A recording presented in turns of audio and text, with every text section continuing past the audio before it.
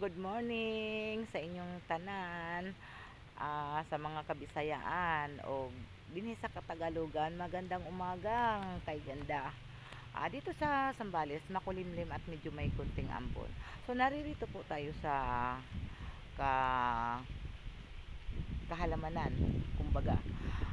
Mayroon akong isang sasabihin sa inyo bilang isang Yolinda Herbal Vlog. Ito po, papakita ko po sa inyo ngayon, mga guys. Ito siya ay pinya, 'di ba? Pinya po siya, pinya.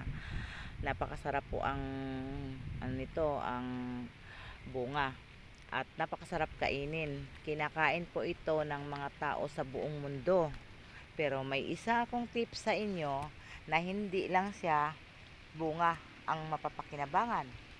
So ganito po, medyo konti lang po itong aking ang aking tips sa inyo. Itong udlot ng ito, katulad nito. Itong udlot ng pinya, as in yan, yung puti na yan.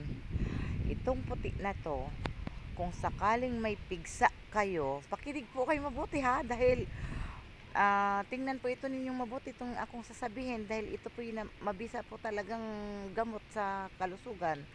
Pag may pigsa kayo na yung bang hindi pa pumutok, yung sobrang sakit kasi pa naman ang pigsa, sobrang sakit at makirot, grabe. So ganun ang gagawin nyo po. Ito po ang pinakamabisang gamot sa pigsa. Hindi man po ako doktor.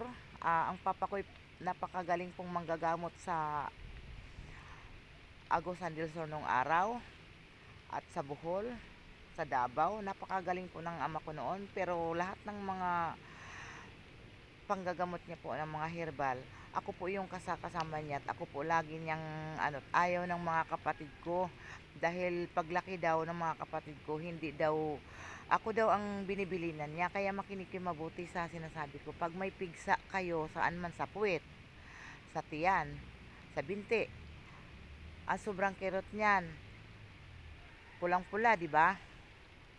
Itong mabisa nga itong pinya, itong udlot na pinakamaputi, ito, dikdikin nyo po itong mabuti at lagyan mo po ito ng asin pagdikdik. Pagkatapos po, itapal nyo sa maputing tila, huwag po sa makulay, kasi pag makulay lalong lalaki ang pigsa at lalong pupula.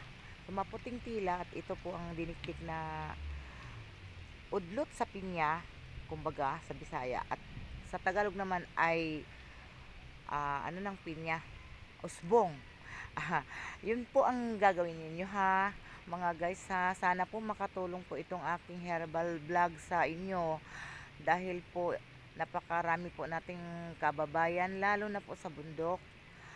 Kung sa bundok man kayo na malayo sa Kabayasdan, ito po yung aking tips sa inyo. Sana po magustuhan ninyo, at maraming salamat po sa inyong lahat. Ako po si Linda August Herbal Vlog. Thank you po. Maraming salamat po. Ito po ha. Huwag niyong kalimutan. Udlot sa pinya. Mabisang gamot sa pigsa.